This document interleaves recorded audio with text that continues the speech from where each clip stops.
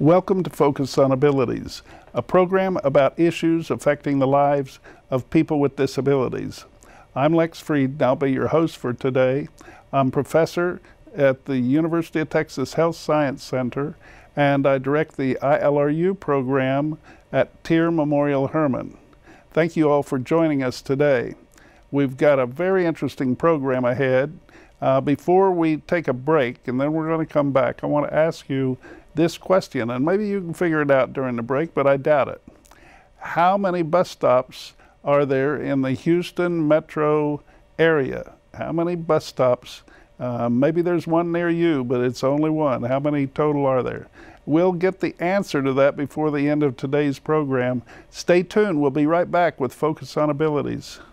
The following program is sponsored by ILRU, Southwest ADA Center, promoting compliance with the Americans with Disabilities Act.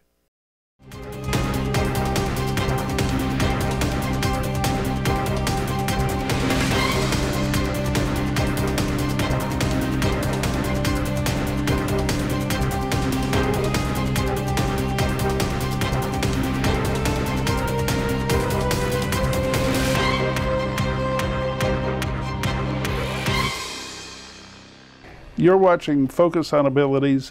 I'm Lex Frieden, and our guest today is Tim Mills from the Houston Metropolitan Transit Authority. Tim, welcome to Focus on Abilities. Thank you for having me. Tim, you work at Metro, but before you ever worked at Metro, you were a young person.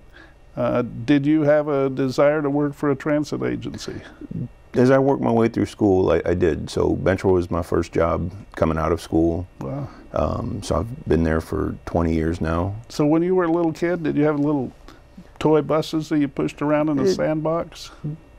I'm sure I did, but it was more so the older I got, going to different cities, riding transit around different cities, kind of opened my eyes to, an area that I thought Houston could, stand a little need to catch up in, and so I wanted to come and. So when you were thinking about that, and then you thought about where can I matriculate, go to school in order to be qualified to do something, what process did you go through? I started off as a physics major and ended up as a civil engineer, and with the ultimate goal, I think the deeper I got into school, of trying to get into the public transportation side of things. Where did you study civil engineering? Washington University in St. Louis. Yeah. Is that your home, St. Louis? No, I grew up in Galveston. So you went from Galveston to Wash U. Yep. That's good. They have a transit system in St. Louis. Mm-hmm. I haven't been particularly impressed by it. Yeah, I was still relatively new when I was in school there. I know they've done some expansions since I've left town. So when you finished school, you right away applied to Metro and got a job? I interned between my senior year and when I went back to grad school and at Metro. And then, when I graduated, I got hired in to the engineering department at Metro. So, Tim, you at Metro, you are now in the engineering department. What's your title exactly? I'm the Director of Universal Accessibility.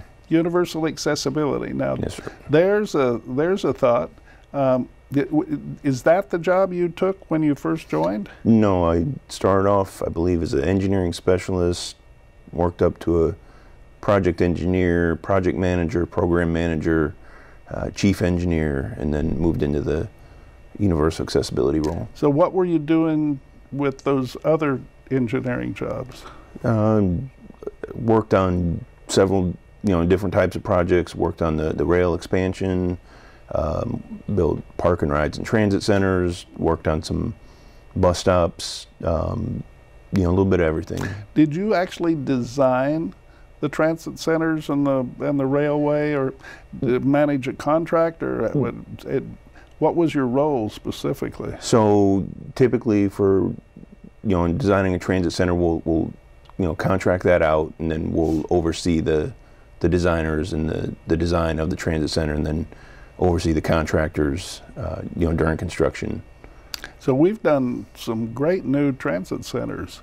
What's I think the one I'm thinking about is out near I-10 and 610. Yeah, Northwest Transit Center. Yeah. I was the project manager for the design on that one. Oh, that's beautiful. Yes. That includes people.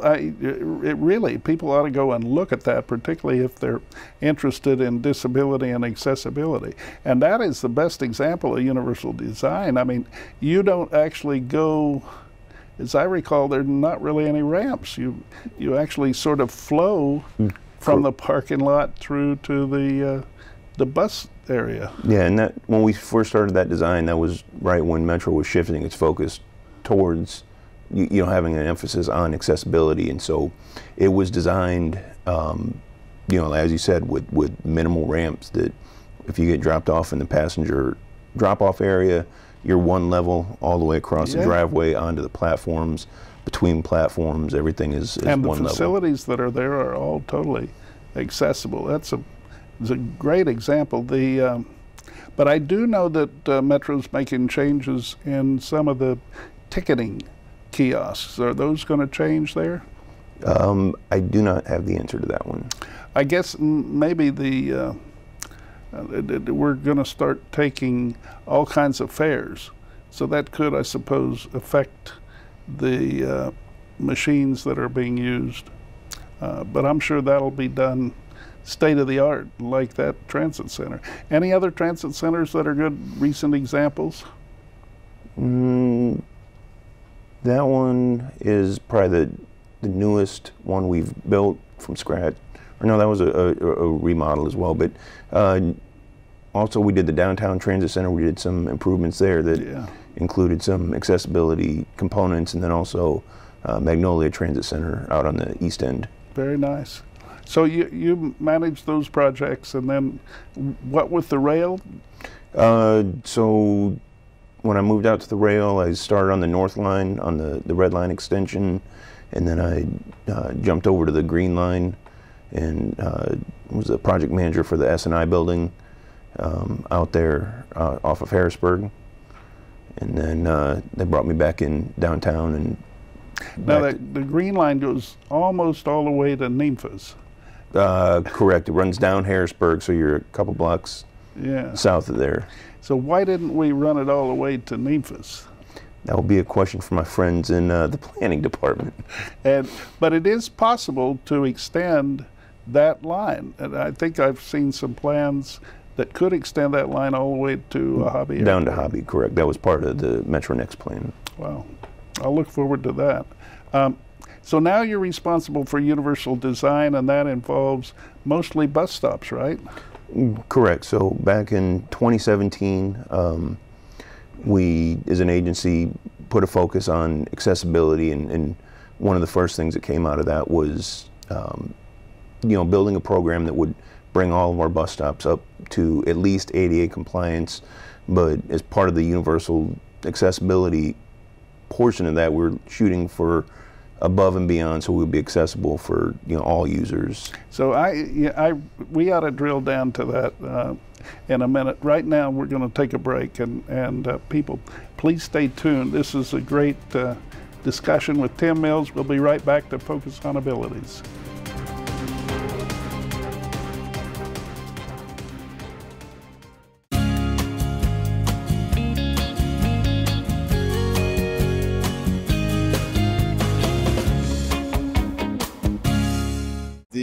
Influx of so many people arriving here in Houston from around the world is very impactful on my palette as well as my canvas as an artist. All the art that was in Houston really got me serious about making my own. Grease and wipes clog pipes. In fact, clogs from these items are the main cause of sewer overflows in Houston. Learn more at protectourpipes.org. Throughout the COVID-19 pandemic, Metro has been there for you, getting medical center employees and other essential workers to their jobs during lockdown.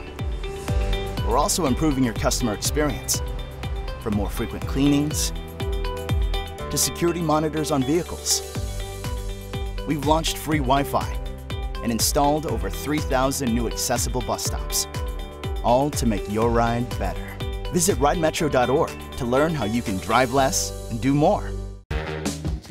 The Kennedy Bakery building is said to be one of the oldest haunts in Houston.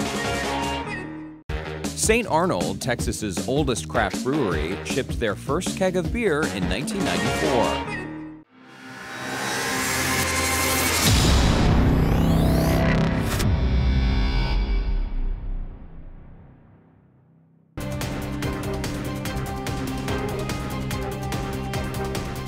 This is Focus on Abilities on HTV.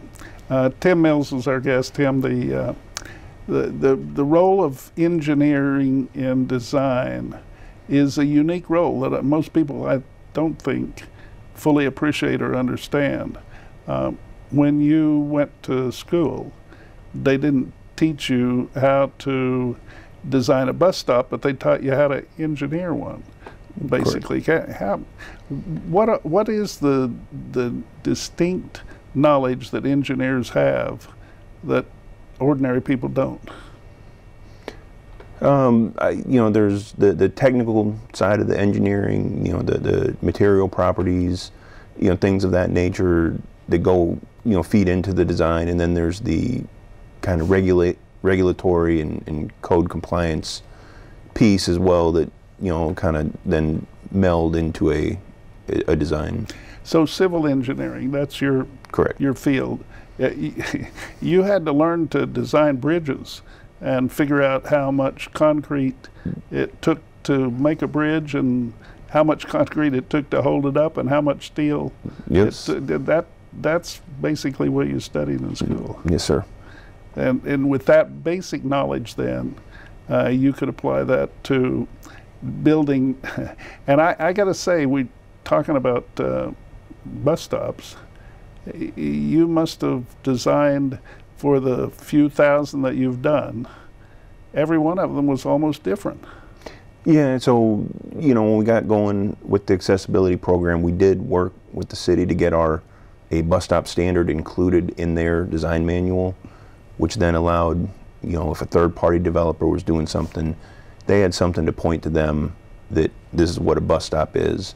Because early on we would see a lot of things where someone would develop a property and there'd be a bus stop there and they wouldn't do anything with it, and we'd have to come in and tear up brand new sidewalk to put in a bus stop. So it's another thing that we've worked with over the years to help us bring us closer to compliance throughout the system, is getting our third party partners to hey, if you're developing the property, put our bus stop in there too. So it is, the issue of compliance is one that's interesting to me, and I think to a lot of people, that the Americans with Disabilities Act has standards associated with it that describe, and you talked about the city's design manual, that ADA has a similar kind of standards that tell builders and designers what the minimum or what the maximum ramp might be, and what the minimum doorway can be, and so on. And I find it interesting that all too often architects and designers will design according to those standards without recognizing the opportunity to go beyond the standards. And that's what I guess distinguishes universal accessibility from strict compliance. Right, and that was something that we've put a focus on here at the agency over the last few years, of not just checking the box of, yes, I have the minimum clearance, I have the minimum slope, of what's going to work best for everyone. Make sure that we have enough space, that we don't just have a minimum clearance or a minimum slope or a minimum ramp width, that if we have the space, if we have the room to do it, let's make it usable for everybody. And that's, well, yeah, it's interesting too, because I mean, if I'm going through a space, let's say at a bus stop, and I've got something in my lap that extends beyond the width of the wheelchair, and that shelter is right up against, as close as it can get to the edge of of the stop within, the 30 inches that's required. Yet I'm extended more than that because I've got something in my lap I can't get around the corner. Right, and so we tried to build that in to our standard design, and then, we work with all our designers of, hey, if you have more space than that, the more space the better. It's going to make it easier for, it could be a crowded bus stop and you got lots of people there. It's easier to maneuver around for everybody. One of the things that people see in the new stops is under the shelter there's a space so that a wheelchair can get under there. I recall in a rainstorm on a bus one time passing by people who were waiting on the next bus, and it was raining and they couldn't get back in the shelter because the bench went to full extent. Mm-hmm. We've fixed all that now. Correct. That's other improvements have been made in those shelters, but there will be a new generation coming soon? Correct. So as we've put out 5,000 improvements over the last few years, there's a lot of pads out there that can accommodate a shelter, and so we've brought on a new shelter fabricator, and they've recently started turning out new shelters, and so the goal is to kind of backfill some of those new pads and get more amenities out there. What are you going to do, Tim, after all the bus stops are universally accessible and all the shelters are installed? Well, the longer the program goes on, things are constantly changing in the public right away. Eventually we're going to get to a spot where it's less about large-scale production and more about maintenance. But, in a few years we'll be up to 10 years, and who knows what changed at a stop we built in 2018, 2019. Utility could have gone in, could have been developed behind it, and they tore it up. We didn't know about it, and so it's an ever-evolving thing. I don't know that we'll ever get to 100% on a specific day, but eventually I think it'll scale down into more of a maintenance type thing where we do a survey once a year. And we've also talked about amenities that can be added to the shelters. Cooling systems, electronic communications systems like we have in the rail stations, possibly wheelchair charging spaces, any number of things you might imagine. Yeah, I mean, I know we've been looking at, like you said, some, fans in shelters, get a little air circulation in there, and same thing with digital signage. We've started to get a few of those out there as well. So. All right. Well, we'll talk more right after this break from Focus on Abilities. Stay tuned. I'm here with Tim Mills. This is Focus.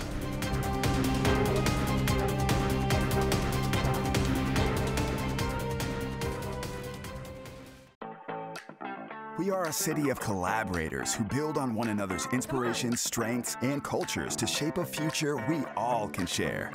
Together, we are more than 7 million ingredients that make something that cannot be discovered, tasted, or invented anywhere else.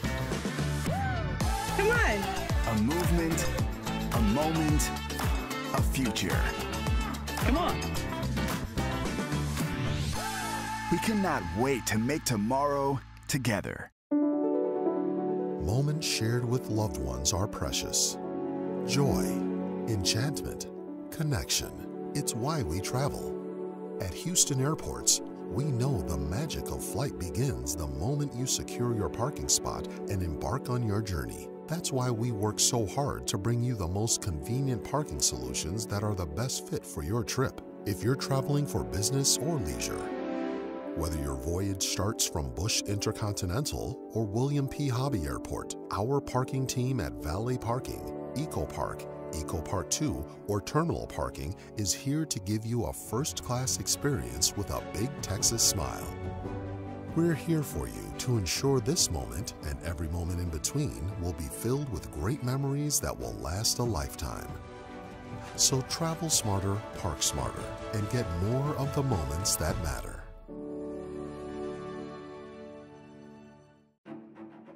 We could start by telling you how sleek it is, how it's at the edge of innovation in its industry, that it makes connections faster and more convenient. We could promote the fact that even traffic signals give it the green light, and that it moves so quickly we had to give it its own lane. Or you could just ride. Discover where this rail-like ride is going next. Visit ridemetro.org/MetroNext. Dusk is the best time to watch the bats take flight from their Wabridge home.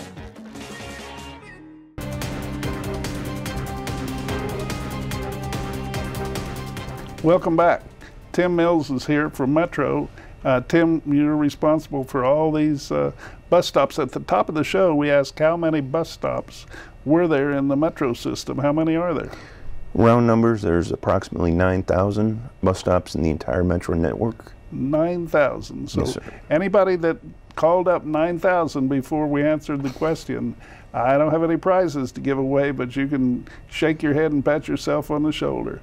That's a lot of bus stops. It is. And that covers how many square miles? I guess hundreds of square miles. Yeah.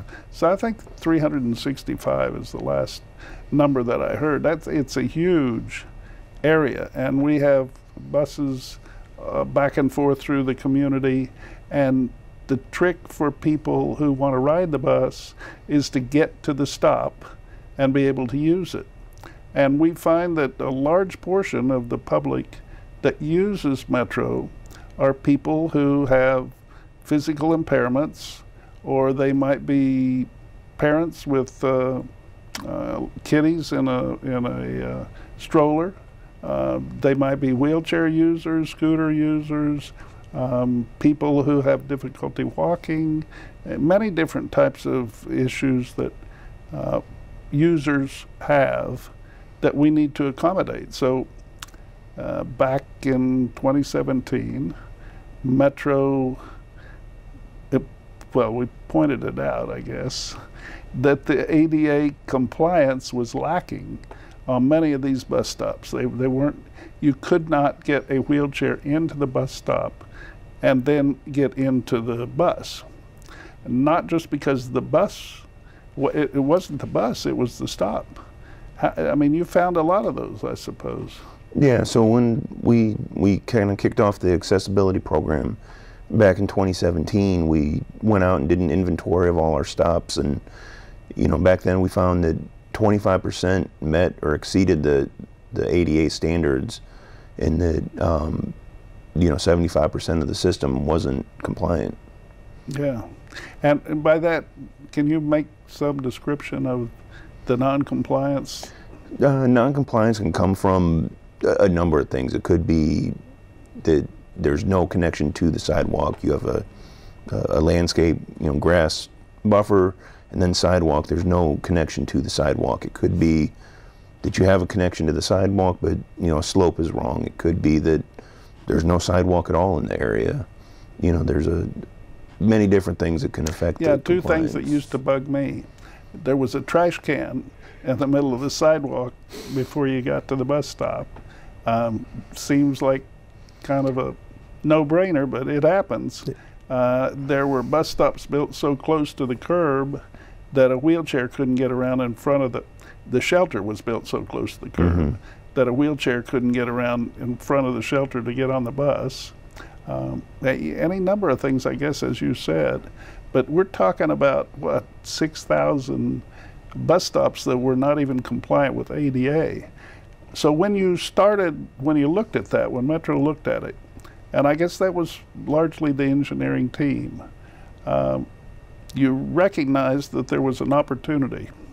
And I know my own, and to be perfectly transparent about it, I have a vested interest in something I can do about it since I'm on the Metro Board of Directors. And back then, I was, I think, one of the few who were asking, what are we going to do about that? But Metro turned a corner right at that time and started trying to exceed expectations, including expectations for accessibility.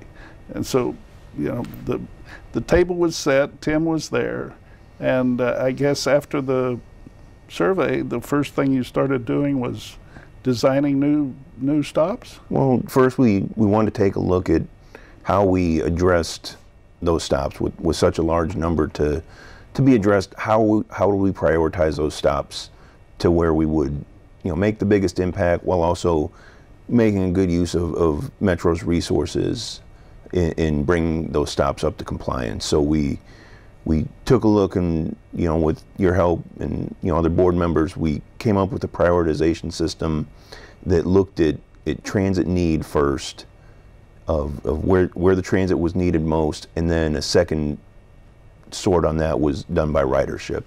And so we wanted to get the stops that would have the biggest impact to the transit riders, not just the stops that had the highest ridership. So once we had that prioritization, then yes, it was starting design and then moving on into construction and just kind of working our way through that prioritization. One interesting aspect of that was some of the most difficult ones to alter, to bring up to code, were also some of the least used ones. So by prioritizing the ability to fix them quickly and addressing those that had the largest need, you were really hitting two notes at once. Correct, because like you mentioned, some of those stops with lower ridership, it would also take a significant investment to bring that stop up to compliance. So out of 9,000, we're in the year 2024. How many have been completed? At the end of last year, we completed our 5,000th bus stop improvement. So we have 4,000 left. Well, some of those were existing compliant, so okay, we're down to probably a couple thousand. Couple thousand. How long will it take? Those are the hardest ones. So, right, as we're talking about, there's about 1,000 stops in the system that we categorize them as partnership stops. Stops where you have long stretches with no sidewalk or open ditch, where the work needed to bring it up to compliance is a little bit more advanced and beyond kind of Metro's scope of work. And so those are ones that we'll need to partner with the city on, with TxDOT on, and the county on. So those were prioritized towards the end of the program. We are getting to that stage of the program though where we are starting to get into some of those and starting to construct some of those open ditch bus stops and putting so I will make a note again from my personal observation and experience is that people who call Metro, who bring up a stop that's hard to get to for them, and they use it regularly, those folks are generally helpful in moving the priority. Yes, and over the years we've have designers under contract, we have contractors ready to go, so we are a little more agile than we were at the beginning of the program and able to shifting resources around. So if we need to move a stop up the list, we can do that. All right. Well, Tim, I want to thank you on behalf of all the disabled transit users in Houston and our family members and other people who depend on us to get to work and wherever we want to go. But we appreciate your effort and the team's effort and Metro's effort to do that. We've got some outstanding issues. One of them are the sidewalks necessary to sometimes get to the stop, and I know you can go a ways with that, but at some point it extends beyond Metro's realm of responsibility, and we have to depend on other partners to help with those sidewalks. So folks, if you have sidewalks in mind that need to be repaired, I'd suggest being in touch with the Mayor's Office of People with Disabilities, MOPD. If you need ADA technical assistance, call 1-800-949-4232. And I want to thank you for watching Focus on Abilities.